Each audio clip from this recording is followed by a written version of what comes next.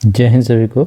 मैं विनायक चंद पाल स्वागत करता हूं आप सभी का मैथ्स प्रैक्टिस सेट नंबर 24 में, जो कि हम यूपी पुलिस 2026 भर्ती के लिए चला रहे हैं।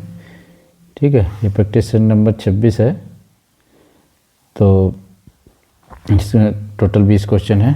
पहला क्वेश्चन है 10% वार्षिक ब्याज दर पर 3 वर्ष के लिए 2000 का मूलधन है। ठीक है, चक्रवृद्धि साधारण ब्याज के बीच का अंतर ज्ञात करें। ठीक है, देखो 2 वर्ष के लिए तो मैंने फार्मूला आपको बताया था, डी बराबर होता है PR/100 इंटू 2। लेकिन 3 ईयर के लिए क्या है, हमको निकालना पड़ेगा। 3 साल के लिए साधारण ब्याज, इधर 2 तरीके हैं। देखो, एक तो साधारण ब्याज और ये चक्रवृद्धि ब्याज। ठीक है, तो इसमें क्या करना है, साधारण ब्याज देखो ये 10%, 3 वर्ष कितना 30%, 2000 का 30% कितना हो जाएगा 600। साधारण ब्याज तो 600 आ जाएगा। लेकिन चक्रवृद्धि ब्याज निकालने के लिए क्या करेंगे, पहले वर्ष कितना 10% इसका 200। चक्रवृद्धि ब्याज तो कुछ, ये तो पहले साल में तो यही रहेगा। दूसरे साल में क्या हो जाएगा 200 प्लस 10% इसका 20। ये पहले साल में हो गया। चक्रवृद्धि का मतलब है कि ब्याज पे भी ब्याज लगता है। ठीक है, तीसरे साल में क्या होगा कि 200 तो इसका ब्याज 10%, फिर इसका 10% कितना 20, फिर इसका 10% फिर 20, और फिर इसका 10% 2। तो जो ये देखो 3 2 हो गए, ये 600, और ये इतना जो बचा यही डिफरेंस है। इतना ही ज़्यादा कितना 20 20 3 60 और 2 62 रुपये। ये कितना हो गया 662, और ये 600, कितना का डिफरेंस 62 का डिफरेंस आ गया। एक तो तरीका ये आप ऐसे निकाल लेंगे। ठीक है, दूसरा तरीका साधारण ब्याज ये ऐसा है। चक्रवृद्धि ब्याज के लिए फार्मूला क्या होता है, 10% की वैल्यू क्या है 1/10, 10 से 11, 10 से 11, 10 से 11, 3 बार हो गया, ये 1000 और ये 1331, 11 का क्यूब 1331। ठीक है, अब ये इसका डिफरेंस कितना है 331। ठीक, तो 1000 इसकी वैल्यू कितनी है 2000/1000। भाई 1000 की वैल्यू कितनी है 2000 है, 2000/1000 गुणे इसकी वैल्यू निकालनी। तो ये कितना 2 से इसको गुणा कर दें, 2 2 662 आ जाएगा। साधारण ब्याज कितना 600, और ये चक्रवृद्धि ब्याज कितना 662। डिफरेंस कितने का आ गया 62 रुपये। 20 क्वेश्चन का आंसर आ जाएगा। ठीक है, बी क्वेश्चन है। दूसरा क्वेश्चन है 3 साझेदार XYZ ने लाभ साझा किया। यदि कल लाभ 3000, यदि उनका लाभ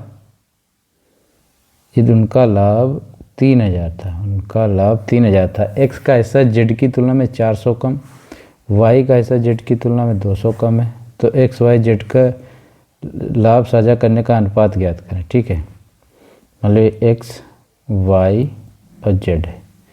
ठीक है, Z से कंपेयर, तो Z का मान लो A है हिस्सा। ठीक है, तो Y का कितना, Y का हिस्सा Z की तुलना में 200 कम है, तो A - 200 हो गया। फिर कह रहा X का हिस्सा Z की तुलना में 400 कम है, A - 400। टोटल कितना है 3000। इन तीनों को जोड़ देंगे, प्लस कर दिया, बराबर कितना आ जाएगा, ये बराबर आ जाएगा 3000। कितना आ गया 3A - 600 बराबर 3000। A बराबर कितना आ जाएगा 3600/3। 3 से इसको कर दें, A बराबर कितना आ जाएगा 12। पूछ क्या रहा है हमसे, रेशियो पूछ रहा है। तो X Y और Z, इसका रेशियो निकाल रहे हैं। A 12, A का वैल्यू Z का कितना है 1200, ये इससे 400 200 कम है Y का वैल्यू। ठीक, कितना हो गया ये 1000, और ये कितना 400 कम है, कितना हो गया 800। 2 0 से 2 0 कट गए, 2 0 0 कट गए, 2 से 2 चक्कू, 2 पंचे 2 6, 4 5 6, ये रेशियो इसका निकल के आ जाएगा। ठीक है, देखो सिंपल है, XYZ का रेशियो निकालना। एक मान लिया Z के पास कितना X रुपया है, और Y के पास Z से 200 कम है, तो A रुपये है। ठीक, A - 200 हो गया। अब X के पास कितना है, जो Z के पास है उससे 400 कम, तो A - 400, तो तीनों को जोड़ लेंगे, उसका कितना वैल्यू दिया है 3000। तीनों को जोड़ने पर 3a माइनस 600 बराबर 3000। तो a की वैल्यू कितनी 3600/3 1200 आ गई। अब यहाँ से हम XYZ का वैल्यू निकाल लेंगे, उसका रेशियो निकाल देंगे। ठीक है। तीसरा क्वेश्चन, एक परिवार में माता पिता और 3 बच्चे हैं। यदि माता पिता की औसत आयु 36 वर्ष और बच्चों की औसत आयु 30 वर्ष है तो परिवार की औसत आयु कितने? माता पिता मतलब फादर और मदर की आयु 36 औसत आयु है। और तो कुल कितनी हो जाएगी? 2 लोग हैं 72। तीनों बच्चे चिल्ड्रन की कितनी है? 10 वर्ष है। कितने हैं? 3 बच्चे हैं। कितना हो गया? 30। टोटल कितना हो गया? 10। 102 हो गया टोटल। किसमें है? 5 लोग भाई, 3 ये बच्चे हो गए, 2 ये माता पिता। टोटल कितना? 102। पाँचों का औसत कितना निकल गया? 5 दूनी और 2 5 चक्कू 20.4 निकल के इनका रेशियो औसत आ जाएगा। माता पिता की 36 है एवरेज। ठीक है, तो दोनों की मिला के कितना हो गया? 72 टोटल। अब 3 बच्चों की एवरेज एज कितना है? 10 वर्ष। तो तीनों की कितनी हो गई? 30 साल। तो कितना हो गया? 102। ठीक है। 18 वस्तुएं 15 की औसत। इसमें क्या कुछ मिसिंग है इस क्वेश्चन में, क्योंकि देखो यहाँ पे इसका ये दिया है 12 वस्तुओं का इतना रुपये, 6 वस्तुएं पत्ते का लागत मूल्य ज्ञात करें। ये यहाँ से पता नहीं इसकी लैंग्वेज कुछ गड़बड़ है और कुछ वैल्यू भी मिसिंग है, तो इस क्वेश्चन को हम छोड़ देंगे, ये गलत टाइप हो गया। ठीक है। 5वां है, राम 8 दिनों में एक काम को कर सकता है। राम क्या है? एक काम को 8 दिन में कर सकता है, जबकि श्याम उसे 12 दिन में कर रहा है। और घनश्याम वह काम कितने दिनों में पूरा कर सकता है यदि वे तीनों मिलकर यह काम 3 दिनों में पूरा करते हैं। ठीक है। राम, श्याम और घनश्याम, ठीक है, ये तीनों मिलकर 3 दिनों में पूरा करते हैं। टोटल काम कितना हो गया? 24। तो 8 से इसको 8 तियाँ, 12 से इसको 12 दूनी, 3 से इसको 3 वोट। ठीक है। तो राम, श्याम और घनश्याम जी घनश्याम का कितना है टोटल? 8। और राम और श्याम का कितना है? 3 + 2 प्लस घनश्याम। तो घनश्याम का निकल के कितना आ जाएगा? 3। एफिशिएंसी 3 निकल के आ जाएगी। ठीक है। टोटल काम कितना है? 24। 3 की एफिशिएंसी करेगा कितने दिन में? कर लेगा 8 दिन में। ये इस क्वेश्चन का आंसर आ जाएगा। ठीक। 6ठा क्वेश्चन है, यदि यात्रा पर गया एक आदमी पहले 120 किलोमीटर 60 किलोमीटर प्रति घंटे की गति से और अगले 120 किलोमीटर 80 किलोमीटर प्रति घंटे की गति से तय करता है, यात्री के औसत। देखो इसका यहाँ पे एक चीज़ ध्यान रखना, अगर डिस्टेंस सेम दी है तो सिंपल सा फार्मूला लग जाता है, S1 S2 upon 2S1 S2 upon S1 + S2। ये देखना डिस्टेंस सेम होना चाहिए। जैसे 120 किलोमीटर ये है 120, या एक दूरी वो इतनी स्पीड से जाता है फिर वापस इतनी स्पीड से आता है इनकी औसत चलता है, उसमें भी सेम चीज़, क्योंकि जितनी दूरी गया उतनी ही वापस आया। तो ये फार्मूला, तो यहाँ पे भी 120 इतने की स्पीड से गया या वापस आया या कहीं आगे चला गया 120 किलोमीटर, तो दोनों डिस्टेंस सेम है। तो इसको क्या करेंगे? 2 × कितना? 60 × 80 बटे 60 80 + 60, ये कितना हो गया? 2 × 60 × 80 बटे 140। 0 से 0 कट गया। ठीक है। 2 से ये कट गया 7, कितना बच गया? 8 6 × 48 480 बटे 7। 7 × 42, सच में 6 बचे, 7 × 8 = 56, 4 बचे, 7 × 5 = 35, 5 7 57 68.57 इसका एवरेज स्पीड। ठीक है। और दूसरा तरीका क्या है? देखो दूसरा तरीका क्या है? 120 किलोमीटर 60 किलोमीटर प्रति घंटे जाएगा, 2 घंटे लगेंगे, और 120 जाएगा 80 की स्पीड से, तो कितना बचेगा? 3/2। टोटल टाइम कितना हो गया? 2 + 3/2, 2 दूना 4, 3 7/2 घंटे लग गए। इस टोटल दूरी कितनी गए? 120 240 बटे 7 × 2 480 बटे 7 कितना आ गया? ये 480 बटे 7 निकल के आ गया। ये भी कितना आ जाएगा? 68 बटे 57। ये भी डिस्टेंस सेम है तो हम सिंपल ये फार्मूला लगा के फट से एवरेज स्पीड निकाल लेंगे, ठीक है। नेक्स्ट 7वां क्वेश्चन, दो कारों की गति का अनुपात 10:11 है। यदि पहली कार 10 घंटे में 500 किलोमीटर की दूरी तय करती है तो दूसरी कार की गति क्या है। स्पीड देखो, कार मान लो एक क्या है, ए और बी दो कार हैं, इनका स्पीड का रेशियो क्या 10:11 है। पहली कार 10 घंटे में, इसका वैल्यू कितना है 500 डिस्टेंस तय कर रही 10 घंटे में, कितना 50 किलोमीटर प्रति आवर, ठीक है। दूरी तय तो किलोमीटर दूरी तय करती। दूसरी कार की गति क्या है, तो इसका कितना 50, 10 की वैल्यू ये कितना है 50 किलो, कितना गुना है 5 गुना है ना, तो 11 की भी 5 गुना करने कितना आ जाएगा 55 किलोमीटर प्रति आवर। बी ऑप्शन इसका आ जाएगा, ठीक है भाई। ये कितना जा रही है 10 घंटे में 500 किलोमीटर, कितना स्पीड हो गया 50 किलोमीटर प्रति घंटा, और इसकी वैल्यू कितनी है 50 किलोमीटर प्रति घंटे की वैल्यू कितनी है इसमें रेशियो, पहली कार की 10, तो 11 वाली कितनी है, इसको इससे करना 11 × 55 किलोमीटर। बी ऑप्शन इसका निकला। या आप यहाँ पे ये चीज़ नहीं देख सकते, मैंने सोचा 11 का मल्टीपल देखना, जबकि चारों ऑप्शन में इसने 11 का मल्टीपल दे रखा, ठीक है। तो इसको सॉल्व करके निकाल लेंगे। 9 सेंटीमीटर त्रिज्या वाला एक गोला 3 सेंटीमीटर त्रिज्या वाले सिलेंडर के रूप में ढाला जाता है। सिलेंडर की ऊंचाई ज्ञात करो। देखो जब भी कभी ऐसा क्वेश्चन आए, दोनों के आयतन को हम बराबर कर देते हैं। इसका आयतन क्या होता है 4/3 πr³ गोले का आयतन, इसका सिलेंडर का πr²h, ठीक। ये r1 या r2, इसका गोले का मान लिया r1 है त्रिज्या और इसका सिलेंडर का r2 है, ठीक। अब यहाँ से क्या करेंगे, पाई से पाई कट गया, 4/3 गुणे 9 81 गुणे 9 बराबर 3 × 9 गुणे h। 9 से 9 कट गया, ये 3 से कितना 27, 27 चक्कू 108। h हाइट कितनी आ गई 108 सेंटीमीटर, ठीक है। जब भी कोई कहे कि इसको बदलने से उसकी कितनी त्रिज्या होगी, मतलब इसको पिघला के इतनी, मान लो कोई गोले को पिघला के उसको सिलेंडर बनाया जाए, कोन बनाया जाए, तो कितना इसकी त्रिज्या होगी या कितना ऊंचाई होगी, जब भी ऐसे पूछे दोनों का आयतन बराबर करके लिख देना, जो जो वैल्यू लिख देना, जो निकालना है उसको निकाल लेंगे, ठीक है।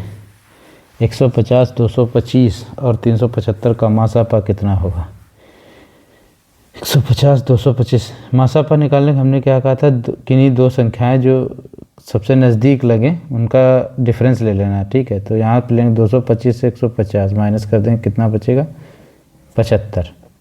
अब ये देख लेना कि ये या तो इसका मैक्सिमम क्या मासापा क्या, ये क्या होते हैं HCF, higher common cut off या हाईएस्ट कॉमन कट ऑफ, जो भी होगा common factor, sorry cut off नहीं, कॉमन फैक्टर, वही क्या होता है मासापा होता है, ठीक है। तो 75 होगा, या तो इसका कोई मान लो वो होगा फैक्टर होगा, ठीक है। तो अगर 75 से तीनों डिवाइड हो रही है, ये 75 से हो रहा है 2 बार जा रहा है, ये 75 से हो रहा है 3 बार जा रहा है, ये 75 से हो रहा है, ये कितने बार जा रहा है 5 बार जा रहा है, तीनों 75। तो इसका HCF कितना आ जाएगा, इसका HCF आ जाएगा 75। सी ऑप्शन इसका, ठीक है। नेक्स्ट क्वेश्चन है, नीचे दिए संख्या में से कौन सी संख्या 24 से पूरी तरह विभाजित होती है। विभाजन का जब भी रूल आए एक याद रखना 24 है, जैसे इसका फैक्टर क्या हो गया 8 × 3, ठीक है। या तो संख्या 8 से डिविजिबल हो या 3 से। 8 से देखेंगे तो 2 3 हो सकते, 3 से हम पहले सबसे इजी रहता है 3 या 9 का देखना। 3 का देखेंगे, जो इनका डिजिट हम कर लेंगे, अगर 3 से डिविजिबल है तो संख्या भी 3 से डिविजिबल, ठीक है। तो 4 4 8 और 7 15, 4 19, 1 20, इसका डिजिट हम कितना आ गया 2, ये 3 से डिविजिबल है नहीं, ठीक है। 8 8 16, 2 18 हो गया, 6 5 11, 11 कितना हो गया 2, ये भी डिविजिबल नहीं है। 9 ये हो गया, 9 को जो 9 9 होता जाए उसको हटा, जैसे 9 ये हो गया, इसको हटा दो, 6 और 3 9, 9 हटा दिया, 7 और 4 कितना 11, 11 1 और 1 कितना हो गया 2, ये भी नहीं है। आखिरी संख्या देख लो, ये 7 और 2 9 हो गया, 5 5 10 18, 8 और 1 9, ये डिजिट सम 9 इसका आ गया, ठीक है। तो ये क्या, ये 9 3 से डिविजिबल है कि नहीं, हाँ डिविजिबल है। तो ये संख्या डी भी 3 से डिविजिबल होगी। बस यही इसका एक सिंपल सा तरीका रहता है। अगर यहाँ पे जैसे 2 ऑप्शन आ जाते तो 3 से डिविजिबल, फिर हम देख लेते 4 से तो कौन डिविजिबल है, फिर 4 से भी नहीं बनता तो 8 से देख लेते, ठीक है। तो इस तरह से हम कर लेते हैं। नेक्स्ट क्वेश्चन है, किसी प्रवेश परीक्षा में अर्हता प्राप्त करने के लिए अधिकतम 600 में से 522 अंकों की आवश्यकता होती है।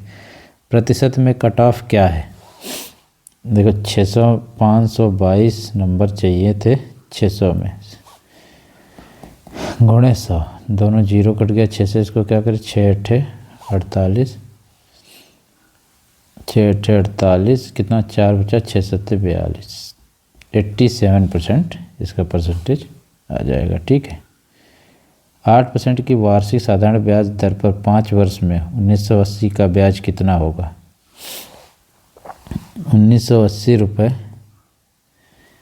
इसका कितना 8% वार्षिक की ब्याज दर से 5 वर्ष का। तो क्या जब भी ब्याज निकालना होता तो क्या हम करते हैं कि उसका जो ब्याज बराबर क्या होता है RT, R कितना है 8 और T कितना है 5, कितना 40% मूलधन का हम निकाल लेंगे। तो इसका 40% क्या आ जाएगा,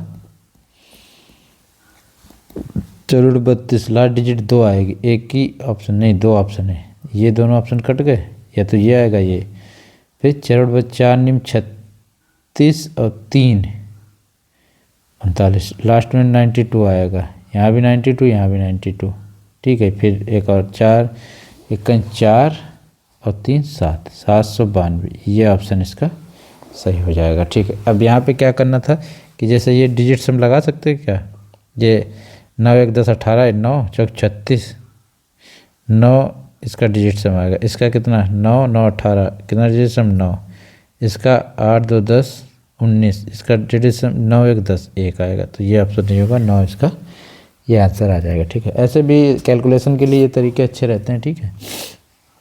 और बाकी ये ब्याज कैसे निकालेंगे, बाकी ये फार्मूला होता है, ये ब्याज बराबर मूलधन गुणे दर गुणे समय बटे 100, ठीक है। ब्याज बराबर कितना है निकालना है हमको, मूलधन कितना है 1980, दर कितना है 8%, समय कितना है 5 वर्ष बटे 100, 0 0 कट गया, 5 से 2 कट गया, 2 से 4, 4 से इसको गुणा कर देंगे कितना 792, वही चीज़ है, इसको मैं डायरेक्ट करके आपको बता दे रहा हूँ, इसको फॉर्मूले में रख के निकालेंगे तब भी वही आ जाएगा, ठीक है। 15% के लाभ और 9% की हानि के बीच का अंतर 768 रुपये है। यहाँ जिसकी बात की जा रही वह वस्तु के लागत मूल्य पर कितना होगा, ठीक है। लागत मूल्य उसका पूछ रहा है, मतलब कि CP पूछ रहा है।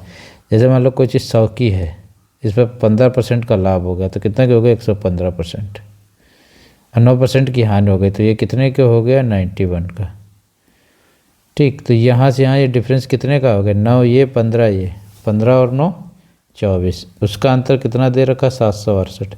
हमसे पूछ रहे लागत मूल्य, पूछ हमसे क्या रहा है 100 की वैल्यू, 24 की वैल्यू ये, तो 1 की वैल्यू कितनी 768 बटे 24 गुणे 100, ठीक है। 100 भाई हमारा लागत मूल्य हमने माना था तो गुणे 100 हो गया। अब इसको क्या करेंगे 24 12 से काट दो, 12 दूनी 5 6 72, 5 चौक 48, फिर 2 से इसको काट दो 32, तो 3200 रुपये इसका आ जाएगा, C ऑप्शन इसका सही है, ठीक है। एक खिलौने का अंकित मूल्य 1800 रुपये था। बिक्री के दौरान 20% और 15% की सिलसिलेवार 2 छूट दी गई, खिलौने का विक्रय मूल्य कितना होगा, ठीक है। जब भी इस टाइप का क्वेश्चन आता है आप लोगों को बताया ये क्या सक्सेसिव डिस्काउंट, एक तो आप इसका ऐसे ये वाला फॉर्मूले से लगाते हैं, x माइनस का है छूट दे रहा है -15%, अब माइनस माइनस प्लस कितना 20 गुणे 15 बटे 100, 20 एकड़ 5 5 से 3, ये 20 और 15 35, 32% की छूट दे रहा है, ठीक है। अब कह रहा है 100 की चीज़ है 32% उस पर छूट दे रहा है, कितना बच गया 68% बच गया। 100 की वैल्यू कितनी दे रखी है 1800, ये दोनों जीरो, एक की वैल्यू क्या आ गई 18, तो 68 की वैल्यू कितनी आ जाएगी 68 गुणे 18, लास्ट डिजिट कितना 18 64, 4, लास्ट डिजिट किसका 4 1 में ही है, B ऑप्शन इसका सही हो जाए। अब इसका कैलकुलेट भी कर लो, ठीक है, ये देखते आपको ध्यान भी देना और साथ ही साथ ऑप्शन पे क्या ऑप्शन दिए हैं। जैसे मैंने 6864 जैसे लास्ट डिजिट 4 देखा, यहाँ पे एक ही ऑप्शन था, मैंने तुरंत उसको टिक कर दिया। ठीक है, यहाँ से क्या 144 ऐसे लगे 14 18 95 18 चक्का 108 और 14 कितना हो गया 122। ठीक, 1224, यही इसका क्वेश्चन का आंसर है। ठीक है, दूसरा तरीका क्या है कि ये तो देखो इसमें रख के तो आप निकालोगे फिर वो करेगा। ये क्या सीधा तरीका क्या है, 20% की छूट, 20% बराबर क्या होता है 1/5, 5 से 4। 15% बराबर क्या होता है 15, 3/20। जैसे 20 की चीज़ कितने की हो रही 17 की। ठीक, अब यहाँ पे एक और चीज़ है, इधर देखो ये रेशियो में है। ठीक है, तो ये इसको काट भी सकते हैं, 4 से ये काट दो 5, तो ये कितना 25/17। अब कोई चीज़ 25 की है 17 की बेच दी गई। ठीक है, तो विक्रय मूल्य पूछ रहा है, अब दिया कितने का, ये अंकित मूल्य कितना 1800, तो मतलब 1800 किसकी वैल्यू 25 की, पूछ कितने की हमसे रहा 17 की। 25 से इसको काट दो, 18 गुणे 25 चक्कू 100 होता है गुणे 17। अब यहाँ से 17 इसको 18 चक्कू 72 गुणे 17, 17 दूनी 34, 17 7 119 और 3 122, यहाँ से भी 1224 आ गया। ठीक है, तो ये तरीका मुझे सबसे बेस्ट लगता है दूसरा वाला। इसमें क्या पहले आप परसेंट निकालोगे फिर उसको करोगे, 2 बार इसका प्रोसेस करना पड़ेगा, और इसमें क्या आप सीधा उसको निकाल सकते हैं। ठीक है, 15वां क्वेश्चन है, तोरसा ने 2250 रुपये के साथ एक कारोबार शुरू किया, जबकि कुछ महीनों के बाद तरसा ने 2880 का निवेश कर दिया। यदि 12 महीने के अंत तोरसा के निवेश के समय से में लाभ को तोरसा और तृष्णा द्वारा 25 और 24 के अनुपात में बांटा जाता है, तो तृषा ने कितने महीने के लिए निवेश किया। ठीक है, देखो एक ये तृषा है, ये तोरसा है, ये तृषा। ठीक, उसने क्या किया 22 50 और इसने कितना 28 80। इसने क्या 1 साल के लिए किया, इसने मान लिया 1 साल के लिए, कितना वो आया 25/24। अब इसको हम ऐसे लिख सकते हैं,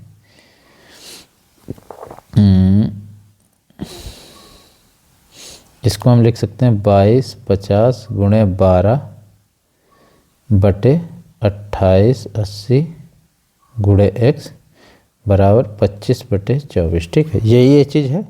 अब यहाँ से हमको x की वैल्यू निकालनी है, 0 से 0 कट गया, 12 से कटेगा, 12 दूनी 24 12 चौक 48, 24 आ गया, 24 से 24 कट गया, 25 से कितनी बार कट जाए 25 8 25 नहीं हुआ, x बराबर कितना आ गया 9।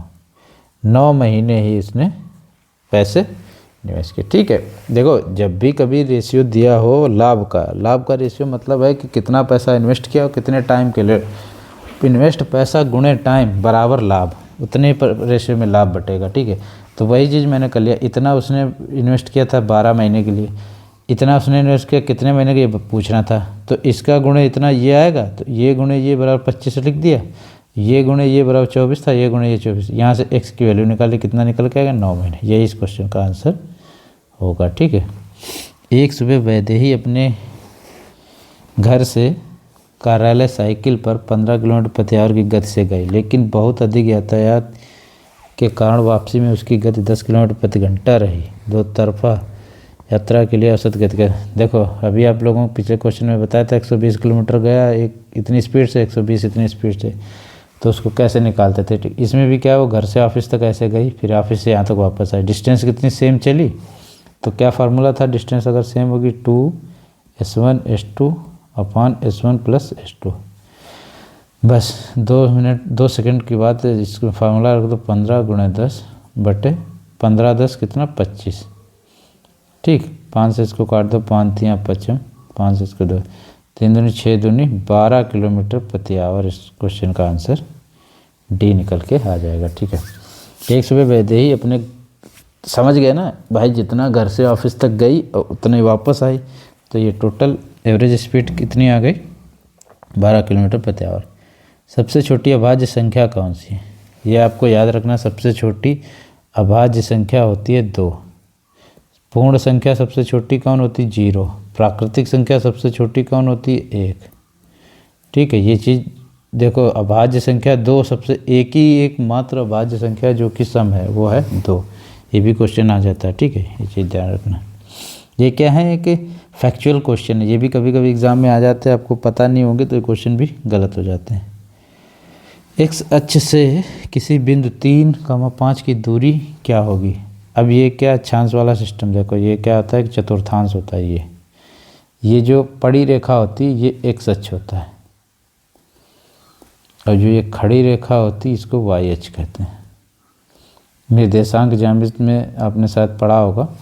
ठीक है, अब ये कह रहा है कि ये क्या है, ये जैसे इसको ऐसे बांट देते हैं, 1 2 3 4 5 6 7 8 ऐसे पोर्शन में बांट देते हैं, ऐसे ऊपर को 1 2 3 4 5 6 7 इसी टाइप। जैसे उसने कहा कि एक्स, अब इसमें हमेशा ये फर्स्ट वाला एक्स अक्ष रहता है और सेकंड वाला वाई अक्ष।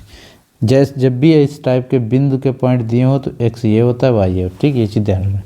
अब एक्स कितना दिया है? 3, 1 2 3 एक्स यहाँ पे। अब वाई कितना दिया है? ये वाला। ठीक, वाई कितना दिया? 5, 1 2 3 4 5। तो ये यहाँ से अब ये 3 वाला पॉइंट ये जो मिलाएंगे, यहाँ पे जो पॉइंट मिल रहा है यही इस पॉइंट की वैल्यू, ये पॉइंट है, यही 3,5 पॉइंट है। इसका मतलब ये होता है। ठीक है, आई होप आप लोग, ये क्या है, अक्ष को हम जैसे कोई पैरामीटर दे देगा 2-2 सेंटीमीटर के गैप पे या इस सेंटीमीटर गैप पे दिया होगा, उसमें हम डिवाइड कर लेते हैं। फिर जैसे उसने 3:5, तो 3 इसके जो वो होंगे वो काउंट कर, 1 2 3 एक्स के, 5 वाई के, 1 2 3 4 5 वाई के। अब कह रहा है कि एक्स अक्ष से इस बिंदु की दूरी कितनी, यहाँ से ये एक्स अक्ष है, यहाँ से कितनी दूरी है? 5 इकाई है भाई। 1 2 3 4 5, यहाँ ऊपर यहाँ तक 5 इकाई है ना। एक्स अक्ष से कितनी दूरी पर? 5 इकाई पर। तो बी ऑप्शन इसका सही हो जाएगा। ठीक है। 19, पाई कैसी संख्या है? ये आपको हमेशा याद रखना, परिमेय अपरिमेय संख्या है। ठीक है, अपरिमेय और परिमेय क्या होता है? परिमेय का मतलब होता है जिसको माप सकें आप, परिमेय। अपरिमेय मतलब जिसका कोई मतलब जिसको मापना मुश्किल हो या जिसका कोई फिक्स वैल्यू नहीं है। जैसे परिमेय, जैसे हमने कहा कि 5/2 कितना आएगा? 2.5 परिमेय है। ठीक है, अब वही आपसे कह दिया जाए 100/3 10/3 कितना आ जाएगा? 3 दशमलव कितना हो जाएगा? 1 3 3 3 3 3 ऐसे करते अनंत तक 3 3 जाएगा, खत्म ही नहीं होगा। तो ये क्या हो गई? अपरिमेय। वही पाई का हाल है। पाई का वैल्यू क्या होता है? 22/7 ऐसे लिखते हैं।